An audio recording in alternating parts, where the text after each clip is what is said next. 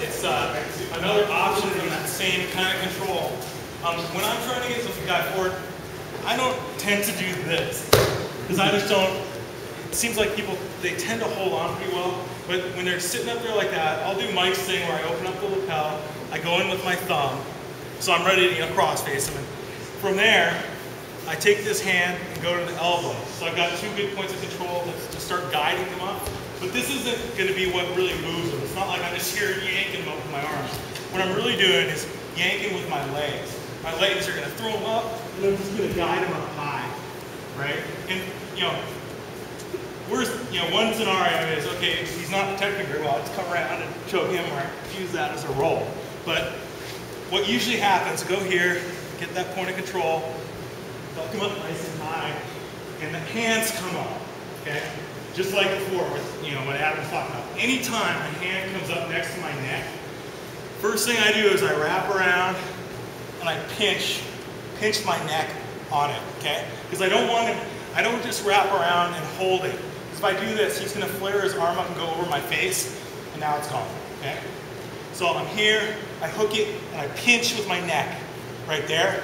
Often I'll grab my own lapel, really pinch down there. I've got really good control of his arm now. He can't get it back. Now, it used to be that when I do this move, I just pivot out to the side and I go get a submission like that, okay?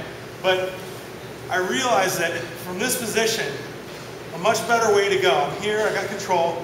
This hand's free to do other things. Comes in right on top of his elbow, okay? So his elbow's right here. Got this nice tight control. I get on his elbow, and then I'm going to use this hand to rotate that bone. Once I rotate that bone, I've got really strong control on him. My knee, and see how I pivoted out to the side so I'm not under him. He's landing basically on his face.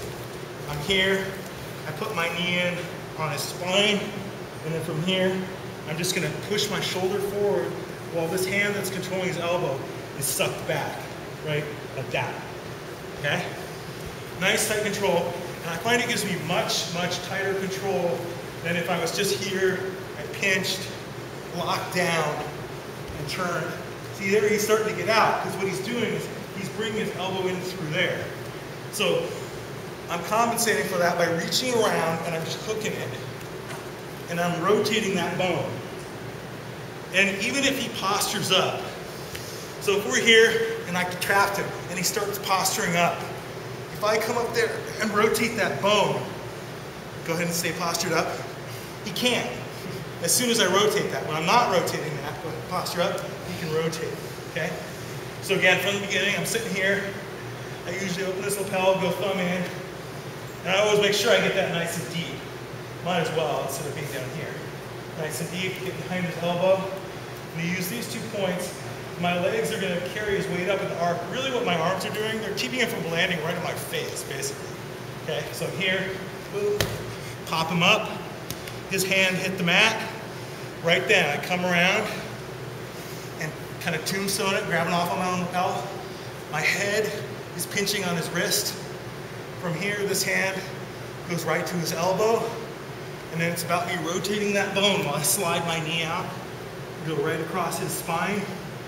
And then from here, the submission isn't like this. It's not me pulling my head away. I keep that in nice and tight, and then I just pull my elbow in. And I'm trying to push my shoulder up that way as I push down, get the submission.